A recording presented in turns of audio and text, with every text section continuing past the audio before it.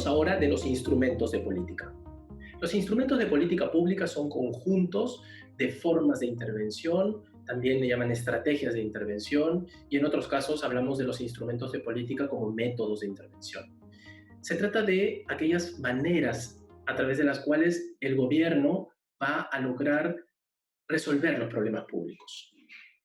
En estos casos, Bedún, por ejemplo, hizo una clasificación de los instrumentos de política. Él habló, en primer lugar, haciendo una metáfora de la zanahoria, y dijo, las zanahorias son en realidad regulaciones que generan incentivos para que los ciudadanos cumplan con las regulaciones establecidas. Y por lo tanto, esos incentivos generan algún interés del ciudadano por cumplir. Por ejemplo, cuando estamos buscando que haya mayor recaudación de los impuestos municipales y los gobiernos municipales lo que hacen es establecer una amnistía, entonces en esos casos los ciudadanos se ven incentivados por presentarse porque van a obtener una reducción si es que pagan del total o si pagan a tiempo. En algunos otros casos participan de concursos, ganan un auto o determinados beneficios dentro del distrito.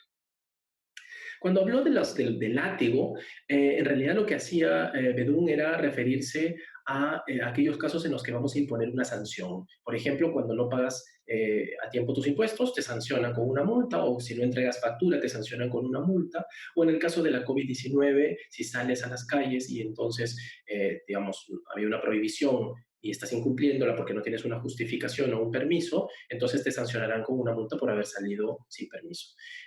Esto disuade a las personas de cumplir de incumplir la norma. Eh, en otros casos, también Bedún dijo, hay sistemas de información, instrumentos de política que funcionan como información, es decir, darle sermones, decía él, a las personas, darle información, como cuando sale una autoridad y explica cómo uno tiene que lavarse las manos, ponerse la mascarilla o eventualmente mantener la distancia social entre personas. O cuando hacemos un panfleto o de repente material informativo que podemos repartirle a la población para que conozcan sobre qué tipo de regulación hemos marcado y cómo podemos trabajar.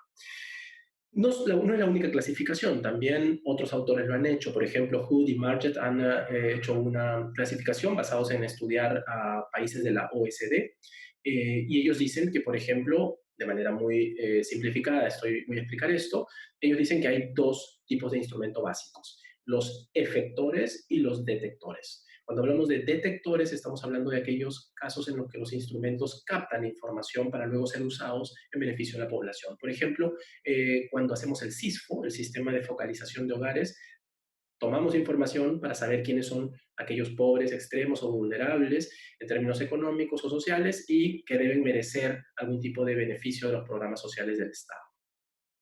En otros casos, lo que ocurre es que tenemos más bien no detectores, sino efectores, como cuando, por ejemplo, estableces un programa de transferencias condicionadas en las que le das dinero a la población para que cambie su conducta, por ejemplo, mandando a las niñas, las hijas menores de edad que no permanezcan en la casa, sino que vayan a la escuela y de esa manera se logre no solo igualdad, equidad, sino también oportunidad de educación para las mujeres.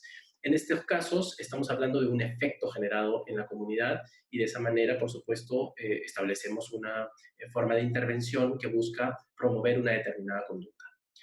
Hay otros autores como Salomon que han planteado otro tipo de clasificación de instrumentos, la han hecho un poco más detallada. Por ejemplo, Solomon dice que hay casos en los que hay subsidios, efectivamente, en los que hay contratos que fijan reglas, hay otros casos en los que se privatiza o se estatiza, o instrumentos de política que tienen más relación con alianzas público-privadas, o incluso aquellos casos en donde se establecen cargos o responsabilidad por determinadas conductas. Solomon también menciona el caso de los vouchers, como cuando vamos a una tienda en alguna ciudad, compramos en una tienda que es tax free y luego nos entregan un cupón que podemos recuperar esos impuestos en el aeropuerto antes de salir de la ciudad.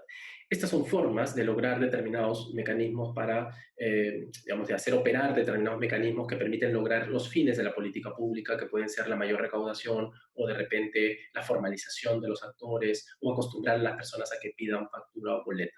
En todos estos casos estamos hablando de instrumentos de política.